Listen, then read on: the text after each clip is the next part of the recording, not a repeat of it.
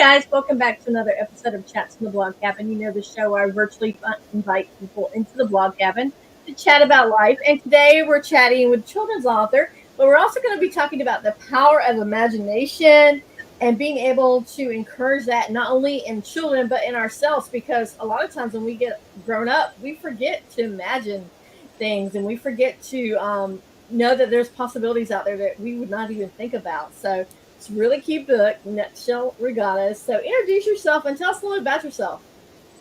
Hi, my name is Jonna Laster, and I was born and raised in Alaska and grew up loving stories, family stories, and the stories of friends, and of course books. Books accompanied us wherever we moved, wherever we lived. There were always books at hand. And I think I knew I always wanted to be a writer before I formally learned the alphabet. I remember thinking my parents were building our house on a small homestead in Homer, Alaska. And I remember taking the carpenter pencil and marking in some scraps of paper, cardboard, and telling everybody, look what I wrote. And so from a very early age, 3 or 4 years old, I saw myself as a writer. And now I'm having the thrill of a lifetime being able to publish a book, being able to talk about writing with others, and just to continue to be inspired by all the great writers, artists, and dreamers there are out there. So this is your very first book that you wrote, correct? Yes, this is my first published book. I've been working on other books for quite a few years, in between teaching, raising kids, doing other things. And now I see myself with a little bit more time, and I'm wanting to put it to use. So what made you decide to write the Nutshell Regatta? I imagine it's probably come from childhood memories, correct? Yes, indeed. My grandmother was the chief inspiration of the story, and it's an homage to her, a wonderful woman who lived through a lot of difficult times, and like so many of our family members, went through some struggles, but she maintained this super positive, imaginative outlook and was able to convey that to her many grandchildren. And one of her fortes was telling stories. I mean, her stories were just astounding, filled with detail, and the flavor and smell and scent of growing up near the Everglades in the early days of Florida. So she was a fascinating woman. She would come up to Alaska and live with our family, and for a year or two at a time. And she and I always shared a bedroom. So many of our adventures and just games that we would play were just so important to me, and I carry them with me to this day. I love that. So when you were sitting down writing the story, how did you get the inspiration for it? Well, I love sketching and drawing, and I write a daily journal, so I'm always making little sketches and then reviewing them, going back through journals. I actually have some journals that I started when I was 12 years old, and sometimes going back and getting that little scent memory, the memory of the way flowers, wild roses smelled on a breeze.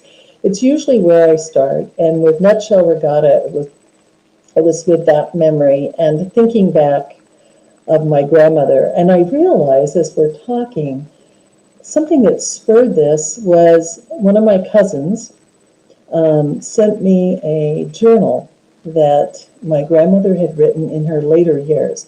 She lived to 103 years old. And toward the end of that life, she was writing in this journal that I had sent her from Alaska.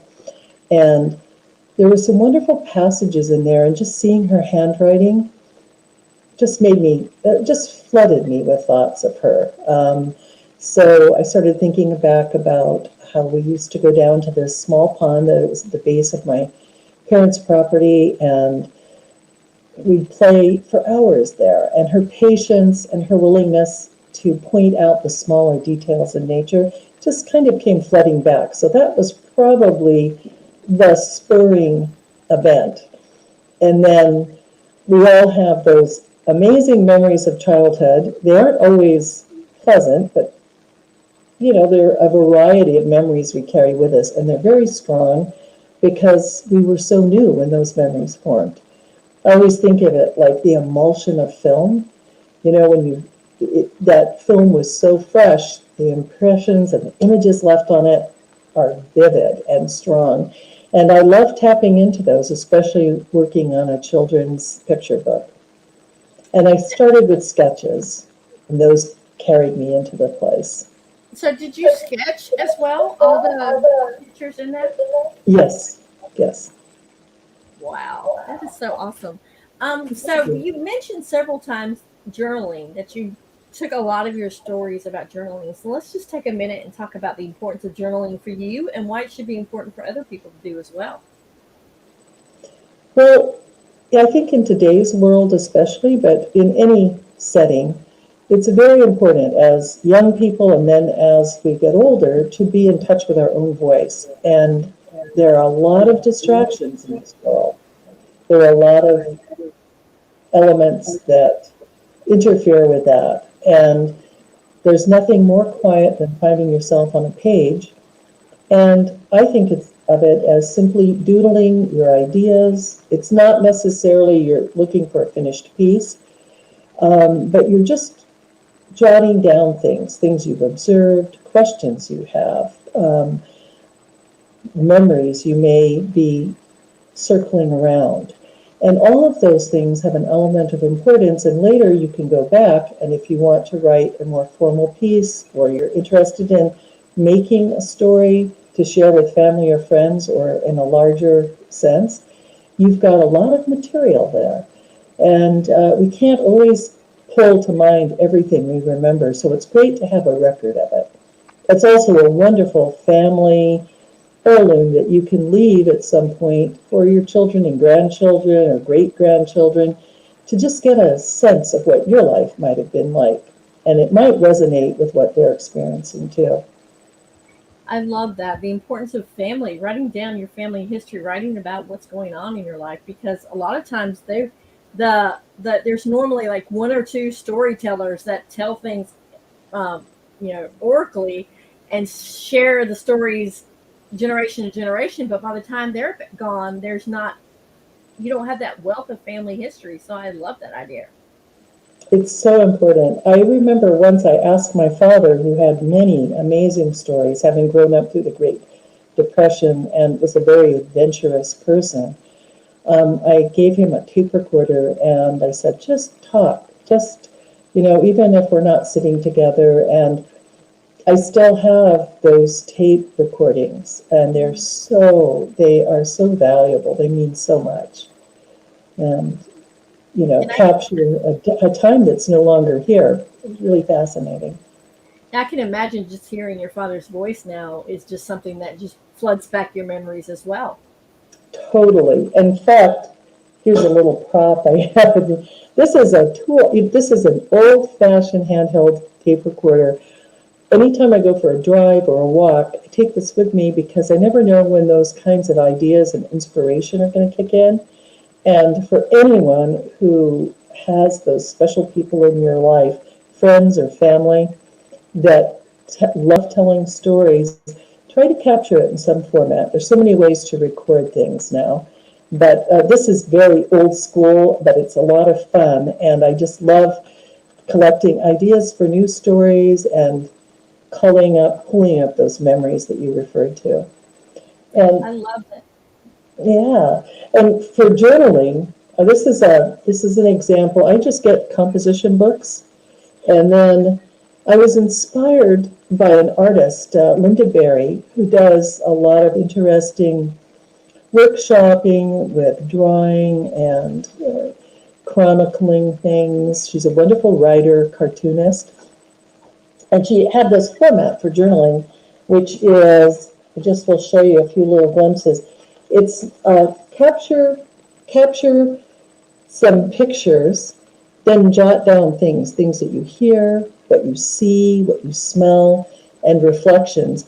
And as a daily exercise, that's amazing. And it helps keep me a little bit limber with drawing and using different kinds of medium for drawing.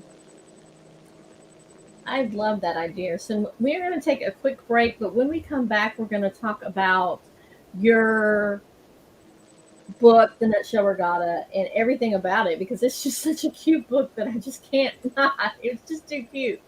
So we'll be Thank right you. back. Okay. Hi, my name is Joanna, and I would like to share with you a little bit about Shores of Grace, Shores Philly. It's a ministry located in Philadelphia. The portion of Shores that I volunteer for goes into Kensington, an area greatly impacted by homelessness and addiction. And we go and we take love, food, clothing, snacks, conversation. We believe that it is a way that we can meet people right where they are and show them the love of Jesus. We have seen lives changed in big ways and in small ways, and we have built wonderful relationships with the people in the community. We have big plans, more we'd like to do, and we would appreciate any support, either through prayer or through donation. If you would like to donate, you can go to shoresofgrace.com, and in the menu, click on Donate. And we just ask that you put Philly in your donation comments. Thank you. And we are back talking about the Nutshell Regatta. Now let's tell a little bit about where you already mentioned that a lot of your stories came down through your grandmother and your imagination. So let's talk about, you had to have a lot of imagination to write this book.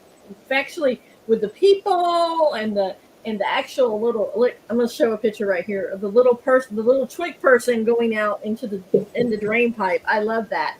But how did you, first of all, come up? You said you start with sketches most of the time when you're writing. So how did you come up with the little cute sketches of all these little cute twig people? Because I would think twig people, I would think like sticks. That's it. No facial expressions or anything. Well, that's a great question. And I think part of it is actually remembering my grandmother saying, we could make sailboats out of shells, and me wanting to know, well, who would sail in those? And her reply was, well, make some little twig people or find some little twig people. And through my child's eye, I literally saw that detail. And honestly, sitting down with some paint and a pencil and a marker, and I just started doodling. And then I went out in my yard and I picked up a lot of twigs. I had dozens and dozens of twigs on my table. And I just studied them. I looked at them because I do think imagination and a really deep look at nature are combined. They parallel one another. And so I started noticing all these little imperfections and little swirls of color on the twigs. And then that gave me an impetus to give more personality to the twigs. And I think adding the summer camp kind of clothes, the play clothes, helped too, personalize each of the twig people and then the pebble people. And it was just so much fun. I had a tremendous amount, I have to say, just unbridled fun doing this project. It looks like it because you can tell the sticks and the pebble people are having fun riding on the sailboats and all the different things. So why did you decide that this would be the very first book that you published? I think because it's one of those early memories that has a great deal of buoyancy to it. And I believe that I hadn't really seen myself as the illustrator of this project. But the more I worked on that and then had interest from the publisher at Plum Books in me illustrating it, it gave me a whole new life of kind of a spirited uplift of, oh, this will be so much fun. And I could really capture visually as well as with words what that experience was like. So I really wanted it to be a light and wonderful treatment of using imagination, and then including my grandmother in that was so critical for me. That is really her story and how she impacted me. I have to tell you, this woman was such a valuable best friend of mine. that when she was in her late 70s and I was in my early teens, she and I traveled to Europe together. Wow. And to visit a son of hers who had moved there. And he wanted to bring her over, but he thought she should have a travel companion. And because we were such good friends, and I was young enough to not really have a job, I was pretty independent, and so off we went together. So she was forever a very important person in my life. So I think writing and publishing my first book that has her at the center of it was very, very important. So what made you decide to finally, you know what, I'm going to bite the bullet and I'm going to publish a book? Because you said all along you kind of had the idea of doing it. You said I believe earlier you said you were teaching and other things like that. So what made you finally say, you know what, I'm going to write this book and I'm going to get it published and it's going to be out there for everybody to see? I think I finally came to the place where I was removing barriers that I had put in my own way, and having a little bit of that extra time and some encouragement from some wonderful friends that are definitely part of my family sphere, and just my own nuclear family, so encouraging. And I just felt that it was time. I think I wanted to feel that in some small way I could contribute something that was joyful and sweet in a world that has a lot of sour and discordance in it. And I just finally felt like, hey, the timing is right. And I was given that opportunity by Stacy Haber of Plum Books Publishing, and her positivity and the encouragement of Wendy Shermanis and her sister Debbie. These are people that just sort of brought me along, encouraged me, and saw the possibility there. And I'm eternally grateful to them and to my daughter, Kate, and her wonderful friend, Steph, who helped so much with formatting and doing some of the more technical things that I hadn't really gotten a handle on. So I would say it was a project involving many people and much encouragement and love from those around me. So how hard was it to not only write the book, but you said you illustrated it. So you were in double duty. Normally, most of the time, people write the book and they hand it off to an illustrator. Did you just make more work for yourself that way? I did, and it turned out to be such a gift because that was the work I really needed to do. It helped hone the content of the story itself. It helped clarify some things for me. The editor made some wonderful suggestions, and some of the small pictures that float around the text was a suggestion of hers. And Steph Kudish, who helped me work out all of the changes that you have to do technically and with computer software.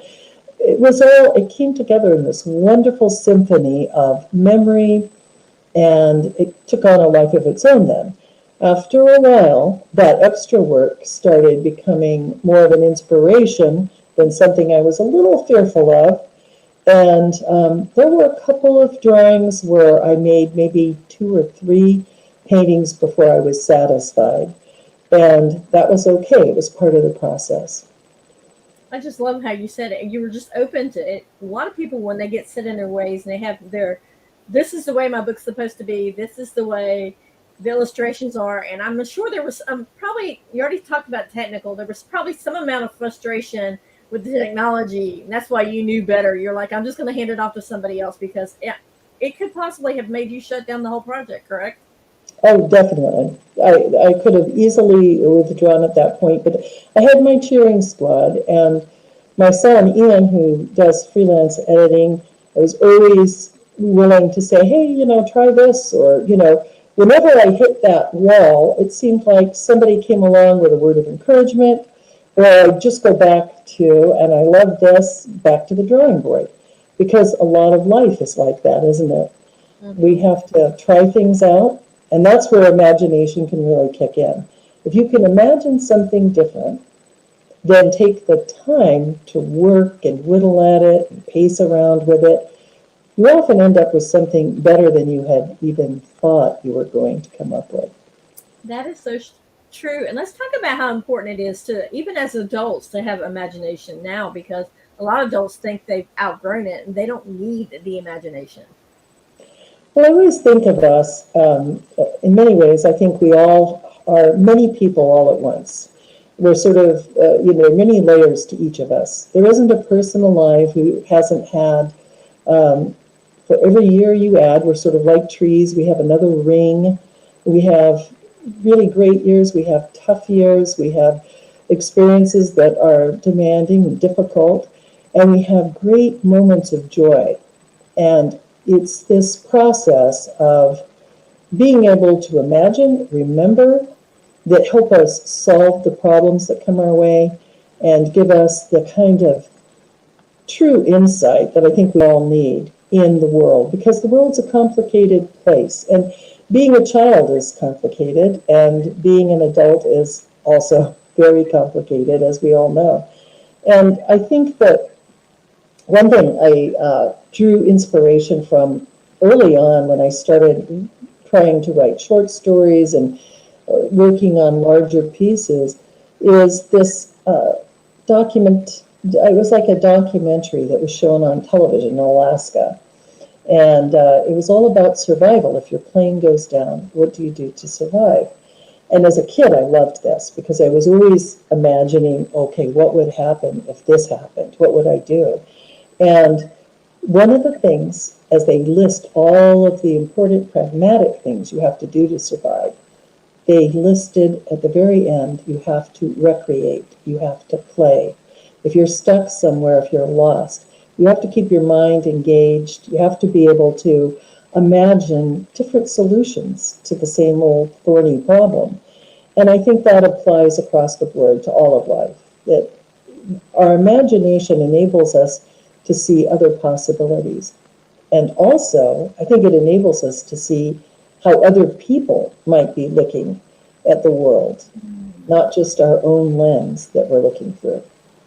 When you just talked about being stranded, or what would happen, and you've seen the documentary, the first thing that ran through my mind was that I do not know the name of the Tom Hanks movie where he's stranded and he finds like a volleyball and he puts a face on it, so it's like it's his friend, so he could have conversations with it, even though a lot of people would think that's wacko, but it was somebody to keep him company, to keep his mind occupied. So I love that. Yeah, what was that called? It was with Tom Hanks, wasn't it? Yeah. Uh-huh. It's a great, yes. So I cannot remember the name. That's the very first. That was the scene as you were talking about. So let's talk about Castaway. Was it Castaway? Yes, it was. It was Castaway. You're Okay. correct. So how you learned the importance of imagination through your grandmother. How did you instill that in your children? How did you bring that and encourage that in your children? Well, I should actually say that the storytellers also extended in my family to my parents. They were both, my mother was very theatrical and dramatic and told wonderful stories.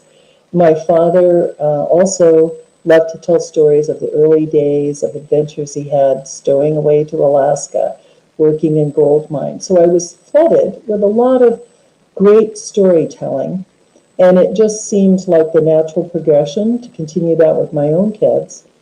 And I think as a new parent, I started realizing that it was equally important for me to listen to their stories, for me to really pay attention to the things they wanted to talk about. And that became a family ritual. It started out around the dinner table. We always had discussions about how the days were, what we were thinking about, and oftentimes stories that we were thinking about. And then, as the kids got older, it became sort of car talks. We'd take long drives, or if we were commuting to different activities, we would have these very wonderful conversations that involved a lot of rehashing of the day, talking about impressions, talking about difficulties or things. And so it ended up being a very organic approach to storytelling. And I love the creativity and capability I see in my children and their humanity. It's a wonderful thing to see. So if if you were talking to a whole bunch of new parents, what kind of tips would you give them? First of all, you already said passing down the stories from generation to generations, but what are some other tips? I think one thing that is easy to forget is simply to enjoy yourself. If you're enjoying yourself, that is a contagious thing. And children can tell when you're focused on them, not what you're going to have to do in 5 minutes. And sometimes the necessary things that drive us, the details, the chores that have to be done, occasionally we need to take a break from those and just tell ourselves, let's just take time, not think about anything else. Focus on the child, focus on yourself, focus on that connection that you have together. It's so precious, and as we all know, it's a very quick thing. Childhood passes very quickly, and it's so precious, and I think it makes a lasting effect. I think it has a great impact on not only your children, but on you. So I would say really take time to enjoy your child, and let your child set the guideline for where that storytelling energy is going to go. They may want to just listen. They may want to tell a very long and convoluted story of their own, and it's really great for you to be listening to them intently.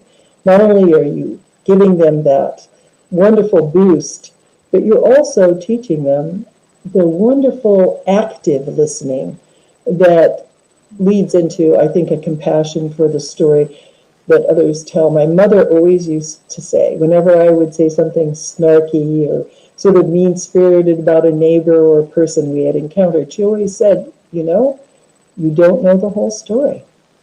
There's always more to the story. And that stuck with me too.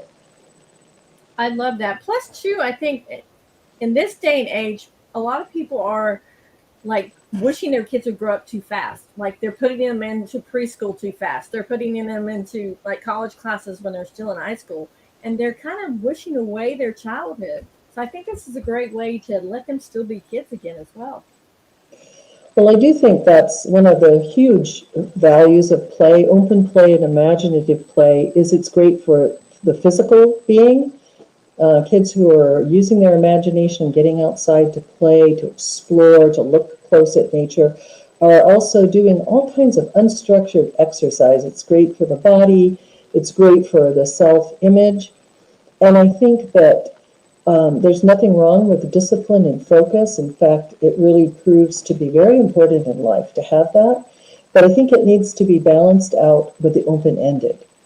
And that's where I think those two things, you could think of it as pairs of opposites. They're very important together. And as kids go into life, whatever path they take, there are always going to be problems that need to be solved. And there are always going to be people you encounter that you need to cooperate with and work with. And you have to figure out ways to get that shared language, to be able to listen creatively and critically to things.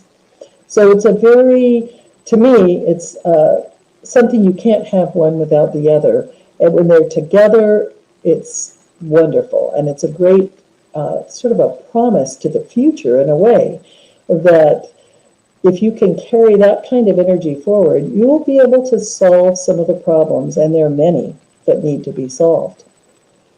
Wow, I just love that. Now, you said you're not one and done, are you? You have more books like ready to be published, or you're in the process of writing some? I am. In fact, in terms of picture books, I'll just show you a little picture I've been working on.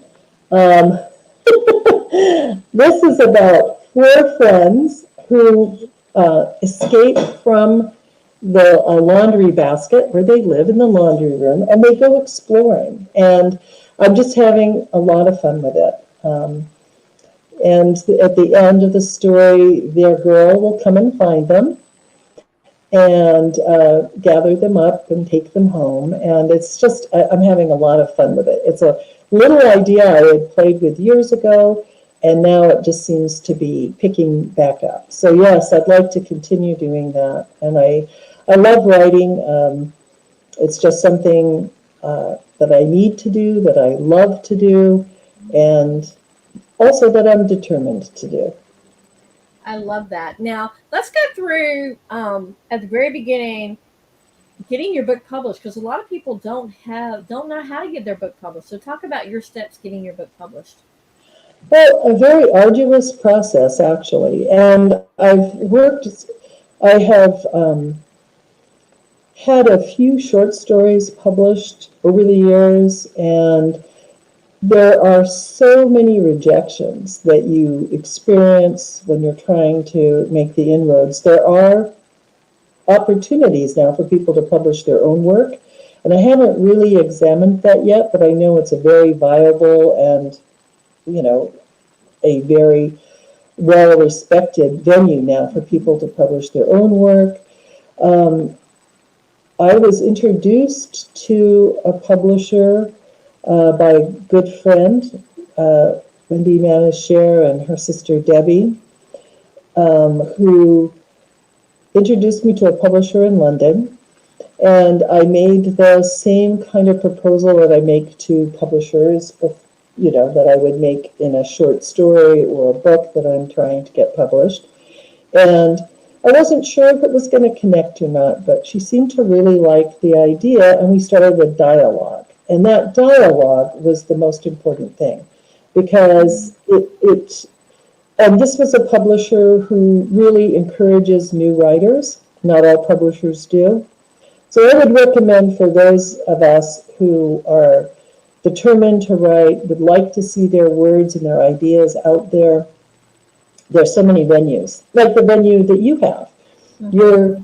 You're creating and communicating and reaching lots of people through this venue. And I think everybody who writes really wants to do that, or would like to see other people enjoy what they've created. And I would recommend getting copies of the Writers Market, joining organizations like the Society of Children's Book Writers and Illustrators, joining local chapters of writing groups, spending the time and energy you would, as you would with any job or endeavor.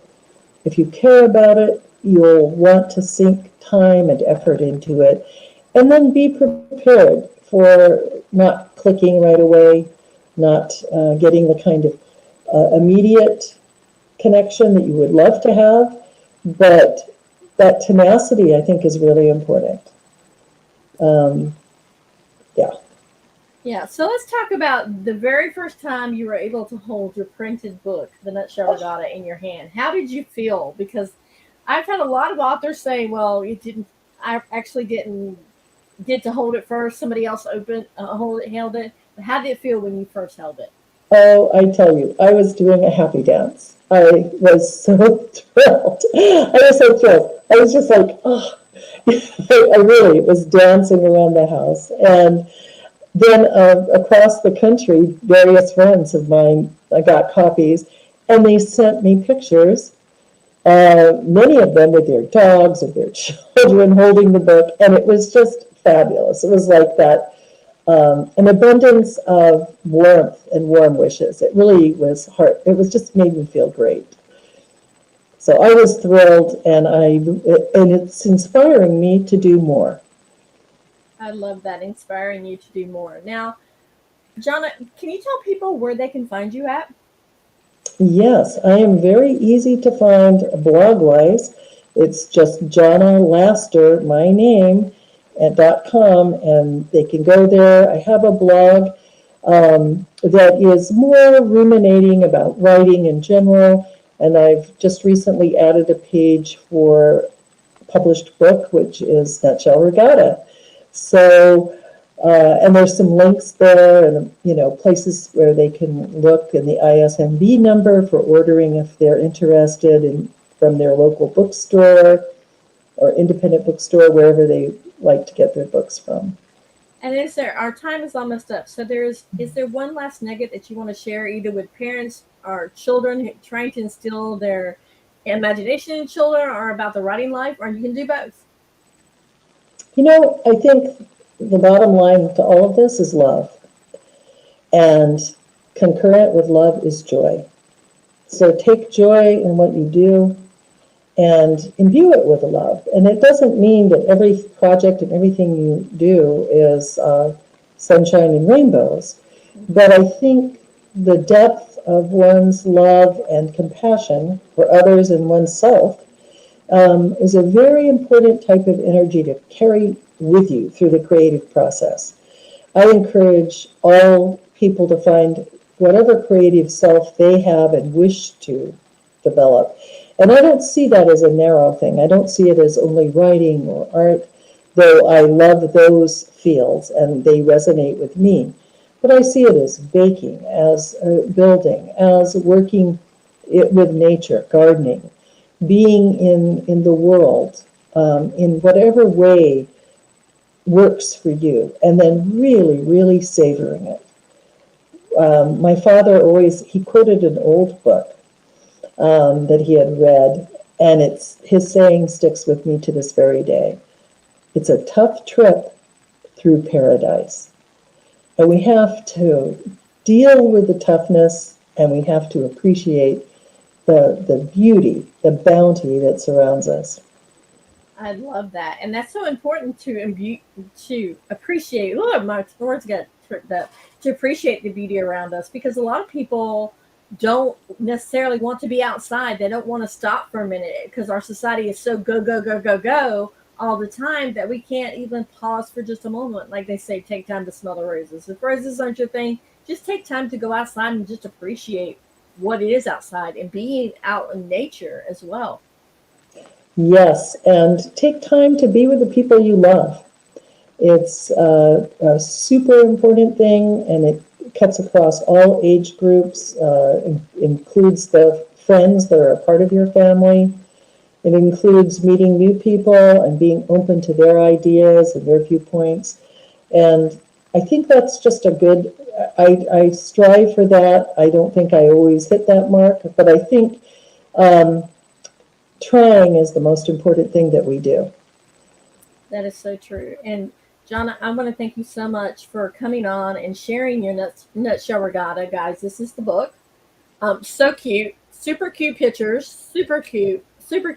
I mean, I can imagine sitting down. I don't have grandkids, but once my grandkids finally, I have only one daughter that's married, but sitting down and reading this. I used to be a teacher too, so I could see talking about this book in class because I taught elementary school kids, talking about this book in class and maybe have an art project to go along with it where they create their own boats for their own stick people, for their own pebble people.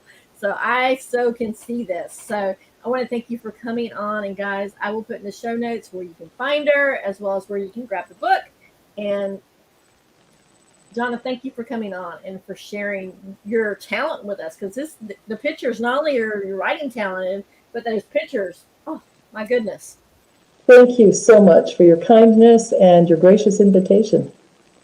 You're welcome. So guys, I hope you guys have a great rest of your day. Remember, be blessed and keep chatting.